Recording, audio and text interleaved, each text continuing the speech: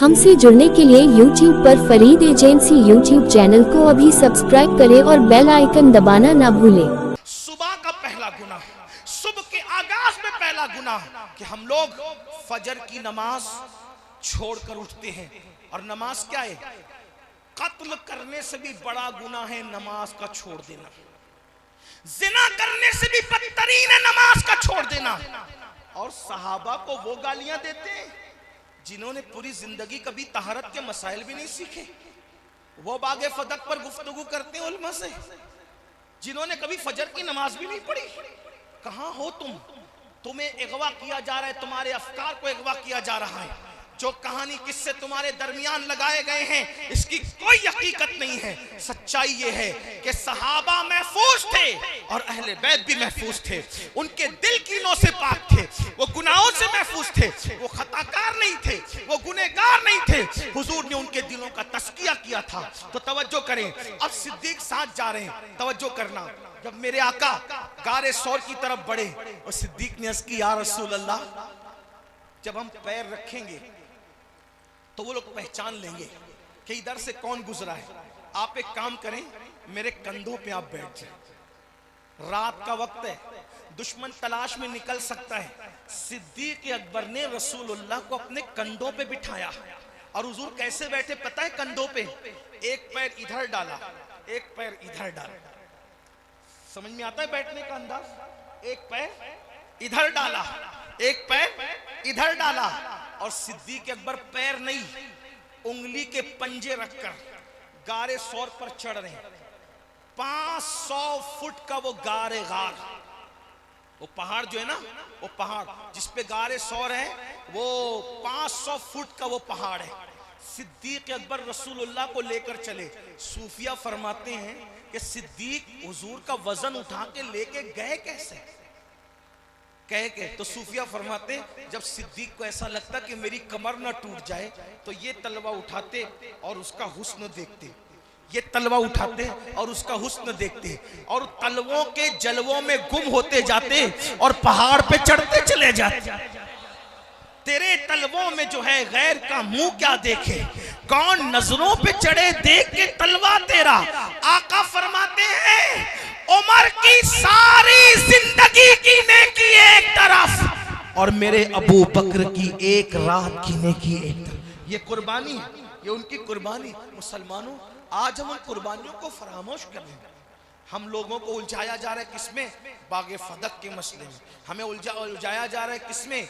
हदीस क़िरतास के मसले में। हमें उलझाया जा रहा है किसमें? माज़अल्लाह सुम्मा माज़अल्लाह जो है वो सकीफ़ा बनु साइदा के मसले में। मैं इतना आपको कह दूं मेरे भाइयों, ये बातें आप उलमा पे छोड़िए, आप इसमें मत उलझिए। वजह यार, जो उमर इब्ने खत्ताब एक गुलाम का हक नहीं मारता, ये तो सब बयान करते हैं ना, सुन्नी शिया सब बयान करते हैं ना। क्या कि जब फारूक आजम मस्जिद अक्सा की चाबियां लेने के लिए गए तो गुलाम को क्या कहा कि रास्ते में आधी तू बैठेगा, आधा मैं बैठूंगा, फिर तू बैठेगा, फिर मैं यही है ना, सब सुन रखा है। सुना कि नहीं सुना? आपने सुन रखा है? नहीं सुना? मैं आपको इशारा देता हूँ। वाकया पूरा बयान नहीं करूंगा क्योंकि टाइम बहुत देर हुई आने में और इतनी लेट बयान करने में मुझे मज़ा नहीं आता। मुझे बयान करने का असल वक्त है 11 से 12, 11वीं से 12वीं तक पहुँचो, मामला ख़त्म। उसके आगे अपनी हैसियत नहीं। तो इसलिए मैं लोगों से ये कहता हूँ भाई मुझे जल्दी माइक दिया करो, लेकिन कहीं कहीं कोई मजबूरियाँ भी होती है। फ्लाइट ही लेट होगी तो अब क्या करेंगे, तो फिर देर से आना पड़ा। लेकिन सुनो, एक बात आपको बताऊँ, ये जो फारूक आजम मस्जिद अक्सा गए, कैसे गए पता है?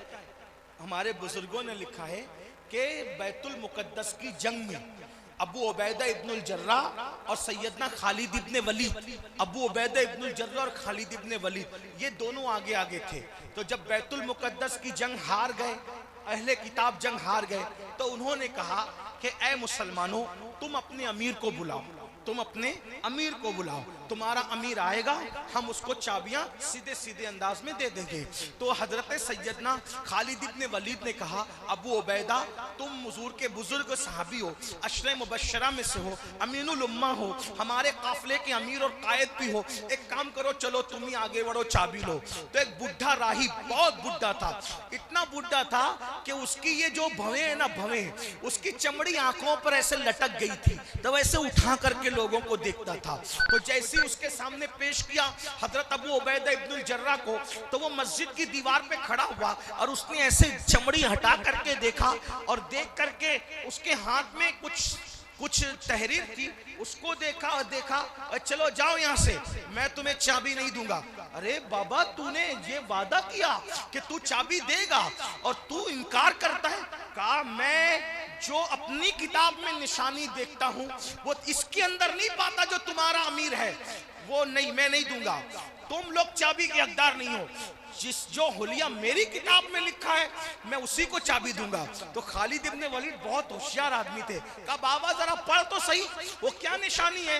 तो कहा, ये बंदा जो है ये मियाना कद का है, मेरी किताब में लिखा है उसका कद लंबा होगा, फिर इसके गाल उभरे हुए हैं, मेरी किताब में लिखा है उसके गाल उभरे हुए नहीं होंगे बल्कि बराबर होंगे, और इसका रंग जो है वो गंदुमी है, उसका रंग जो मेरी किताब में लिखा है वो सुर्ख होगा, इसकी दाढ़ी जो है वो तराश खराश के हिसाब से एतदाल पे है, उसकी दाढ़ी लंबी होगी, उसका जो तहबन होगा वो टखने के ऊपर होगा।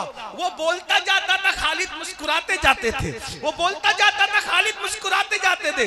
लोगों ने कहा, खालिद क्यों मुस्कुरा रहे हो?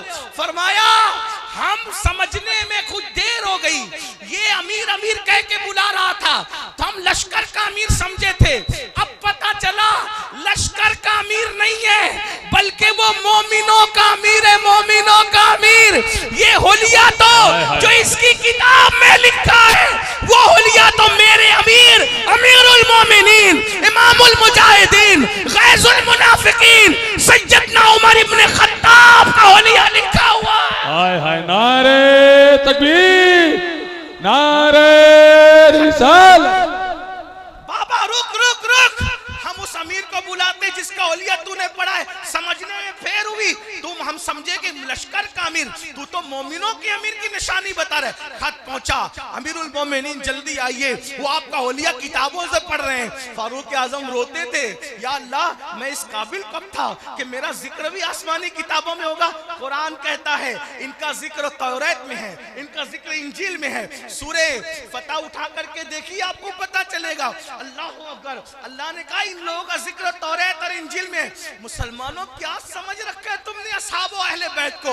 ये मामूली लोग नहीं है। अल्लाह अकबर। बहरहाल फारूक आजम, अब सुनना जरा, आजकल आदमी अगर किसी फैक्ट्री का मालिक हो जाए, किराना दुकान का मालिक हो जाए और थोड़ा जमीन जायदाद का कारोबार करे, उसके पैर जमीन पे नहीं टिकते।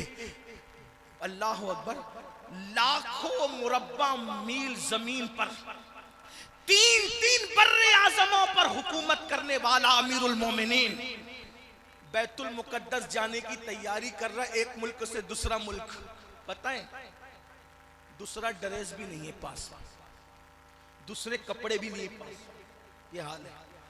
कपड़े तो कपड़े, दूसरी सवारी भी नहीं है, और अकेले सफर करने से अल्लाह के रसूल ने मना किया है। गुलाम को साथ ले जा रहे हैं, कोई लाओ लश्कर धूमधाम धड़ाक भड़ाक कुछ नहीं। हम क्या समझते हैं, फिक्र दुरुस्त कर लो, आगे पीछे लेके फिरने से इज्जत नहीं मिलती, दीन में पीवर बनने से इज्जत मिलती है। अमीरुल मोमिनीन फारूक आजम फिक्र क्या दे रहे हैं? मेरे भाई, आजकल किसी लड़के के बिना अगर वो गुंडागर्दी करे, 4-6 अकीदतमंद हो जाए तो वो भी चाय पीने अकेला नहीं जाता, अपनी तौहीन समझता अकेले जाने में। ये अमीरुल मोमिनीन, ये अमीरुल मोमिनीन है। कौन अमीरुल मोमिनीन? लाखों मुरब्बा मील पर हुकूमत करने वाला, रसूलुल्लाह की मिंबर पे बैठने वाला जानशीन रसूल अमीरुल मोमिनीन। अकेले जा रहे, एक ही जुब्बा है, फटे हुए मोजे पहन के जा रहे, क्योंकि वही है, एक ही ऊँटनी है। लोग कहते हैं हजरत बैतुल माल से लेने का जवाब तुम दोगे, अल्लाह की बारगाह में तुम जवाब दोगे? बैतुल माल का ऊँट ले जाने पे तुम जिम्मेदार हो? मेरे पास एक ही ऊँटनी है, एक ही ले जाऊंगा। रही बात जाएंगे कैसे, तो कुछ देर मैं बैठूंगा, कुछ देर मेरा गुलाम बैठेगा, कुछ देर मैं बैठूंगा, कुछ देर मेरा गुलाम बैठेगा। मुझे बताओ मुसलमानों, जो एक गुलाम जिसका कोई हसब नसब नहीं होता, एक गुलाम की हक तलफी नहीं करता, तो वो रसूलुल्लाह की शहजादी की हक तलफी कैसे कर सकता है? आपने कभी सोचा नहीं? जो अपने गुलाम की हक तलफी ना करे, जिस आका का वो गुलाम है, और कम से कम अपने आप पर तो देखो यार, जब तुम सैयदों से इतनी मोहब्बत करते हो तो सिद्दीक और फारूक सैयदा से कितनी मोहब्बत करते होंगे। ये किस्से कहानी के खोल से बाहर आओ। हमें तो बस एक ही चीज है, जो अपने नबी का है वो हमारा है। निस्बते सहाबियत बड़ी निस्बत है, निस्बते अहले बैत बड़ी निस्बत है। कोई कितना भी वर्गलाए, बोलो हमने आंखें बंद कर लिए नबी की निस्बत पर। जो नबी की से निस्बत रखता है अब हम नहीं देखते यार। कुत्ता नहीं देखते तो और क्या चीज देखें। जब हमारे यहाँ कुत्तों का की ताजीम करवाई गई है और की गई है, और ये मुसल्लमा हकीकत है। इश्क में कुत्तों का एहतराम नहीं हुआ। अरे और तो जाने दो, असहाबे कहफ के कुत्ते का नाम भी बयान हुआ, उसका बैठना भी बयान हुआ, उसका जन्नती होना भी बयान हुआ। तो जरा गौर तो करो, यार की चौखट पे कुत्ता बैठ जाए तो कुत्ता भी उन्वान बन जाता है। जरा गौर करें, जब चंद औलिया की चौखट पे वफा के साथ बैठने वाला कुत्ता उन्वान बन सकता है, तो जो सैयदुल अंबिया है, उनसे जिन सहाबा ने वफा की, उनका उन्वान क्या होगा, उनका उन्वान कितना कीमती होगा। लेकिन हमें पता है कुछ जलसे ऐसे जहां अहले बैत बयान करो तो लोगों के मुंह करेले की तरह होते हैं, जहां सहाबा बयान करो तो लोगों के मुंह करेले की तरह होते हैं। हमने कहा करेले की तरह हो या सब्जी की तरह हो, हमें तुझसे क्या लेना, हमें तो आमिना के लाल की खुशी चाहिए। याद रखना, इसीलिए हम सहाबा भी रज रज के बयान करेंगे और अहलुल बैत भी रज रज के बयान करेंगे। हस्सान इब्ने साबित जब मनक़बत लिख के लाए ना, नात लिख के लाए ना, या रसूल अल्लाह मैं आपकी नात लाया हूं। आका ने फरमाया, ओ हस्सान तू मेरी नात तो लाता है, क्या मेरे अबू बकर की शान में भी तुझे कुछ लिखा है? अगर लिखा है तो वो लिख करके ला। तवज्जो करें मुसलमानों, दुनिया के शायर किस किस की मनक़बत पढ़ते हैं, लेकिन मेरे आका वो है जो हस्सान से कह रहे मेरे अबू बकर की मनक़बत लिख। पता चला नात सुनना उम्मत की सुन्नत है और सिद्दीक की मनक़बत की फरमाइश करना ये मोहम्मदुर रसूलुल्लाह की सुन्नत। हुजूर ने कंजुल माल की हदीस है, हुजूर कह रहे मेरे अबू बकर की शान में कुछ लिखा तूने? पता चला जिक्र अबू बकर होता है तो गुंबदे खजरा के मकीन खुश होते हैं। लेकिन जब हम जिक्र सिद्दीक अकबर करें, ये क्या छेड़ दिया मौलाना ने। और कुछ लोग ऐसे जब नारे हैदरी लगे तो उनके मुंह उतरे, किसी रॉन्ग नंबर को तो नहीं बुलाया, ये तो नारे हैदरी लगाता है। ओ तेरी माँ तुझ पे रोए नादान, नारे हैदरी तो हमारे मसलक की निशानी है। सहाबा कहते हैं जब मुनाफिक और मोमिन में फर्क करना होता तो हम कैसे करते? अली का जिक्र करते, अली का जिक्र सुन के जो खुश हो जाता समझते मोमिन है, मुंह उतर जाता समझते मुनाफिक। वाह नारे हैदरी, फैजाने मौलाए कायनात, फैजाने मौलाए कायनात, मसलके आला हजरत। ये सहाबा है। और एक बात आपको बताऊं, आखिरी में चलते चलते शिफा शरीफ में काजी अयाज रहमतुल्लाह अलैह लिखते हैं, एक आदमी मर रहा था, उसको मौत आ रही थी। मरते मरते लोग उसको कलेमे की तलकीन कर रहे थे, कलेमा पढ़कर उसकी जबान पे कलेमा नहीं आ रहा था। लोग कहते यार तू सब बातें करता है, कलेमा नहीं पढ़ पाता है। तो उसने कहा क्या करूं यार, मैं अबू बकर उमर के गुस्ताखों की सोहबत में बैठता था और वो मुझे गुस्ताखी पे उकसाते थे। वो गुस्ताखी नहीं करता था, गुस्ताखों के साथ बैठता था। तो क्या हुआ पता है, मरते वक्त उसकी जबान पे कलेमा नहीं आ रहा था। बताओ, जो अबू बकर सिद्दीक और उमर की गुस्ताखी ना करे मगर गुस्ताखों के साथ बैठे, जब मरते वक्त उसकी जबान पे कलेमा नहीं आता, तो जो लोग सिद्दीक और फारूक की गुस्ताखियां करते हैं, बताओ याद रखना, स्टेज पे कुछ बनो, कमरे में कुछ बनो, लेकिन मरना तो बाकी है, अल्लाह की बारगाह में हाजिरी देना है ना। स्टेज पर आप पब्लिक को धोखा दे सकते हो, अल्लाह को तो धोखा नहीं दे सकते। इसलिए कमरे के भी सुन्नी बनो और मिंबर के भी सुन्नी बनो। अपने जो है वो माज़अल्लाह ज़बान का सौदा ना करो। और याद रखना, सहाबा और अहले बैत को मानना ये बिजनेस नहीं है, बल्कि आखिरत में निजात का जरिया है। मेरे इमाम कहते हैं जिना बनेगी मुहिब्बान चार यार की कब्र, जिना बनेगी मुहिब्बान चार यार की कब्र, जो अपने सीनों में ये चार बाग लेके चले, लहद में इश्क रुखे शय का दाग लेके लेके चले, अंधेरी रात सुनी थी चिराग लेके चले। तो ये सहाबा हैं जिनकी मोहब्बत ईमान का जरिया है। एक गुणवान छूट रहा है, अगर बोलो तो कुछ कह दूं, नहीं बोलूंगा तो मुझे नींद नहीं आ सकेगी कि मैं अधूरी तकरीर करके आया। इस्लाह माशरा पे जहां वक्त खत्म, बयान खत्म, लेकिन आकाओं का जिक्र हो तो फिर पूरी पूरी नमक हलाली करके जाना है। आपने क्या उन्वान दिया? अजमत खुलफाए राशिदीन व पंजतन। तो मैं खुलफाए राशिदीन पर तो कुछ गुफ्तगू कर गया, लेकिन अहले बैत पे कोई बात नहीं हुई। अगर इजाजत दे, ठंडी बहुत है लेकिन मैं बात पढ़ना चाहता हूं। ये सहाबा हैं, ये सहाबा हैं जिनको हुजूर चाहते हैं, ये सहाबा हैं जिनको हुजूर चाहते हैं, ये सहाबा हैं जो हुजूर को चाहते हैं, हुजूर इनको चाहते हैं, ये हुजूर को चाहते हैं, अपना माल हुजूर पे कुर्बान करते हैं। आका ने फरमाया जिसने इस्लाम पे एहसान किया मैंने सबके एहसान का बदला अदा कर दिया सिवाय अबू बकर के। इंशाअल्लाह क़यामत के दिन मेरा अल्लाह मेरी तरफ से अबू बकर को उसके एहसान का बदला अता फरमाएगा। अबू बकर सिद्दीक का लक़ब अतीक है। अतीक, अतीक का मतलब होता है जहन्नम से आजाद। अल्लाह अल्लाह, ये सहाबा हैं जिनको जहन्नम से आजादी का मुजदा दिया गया।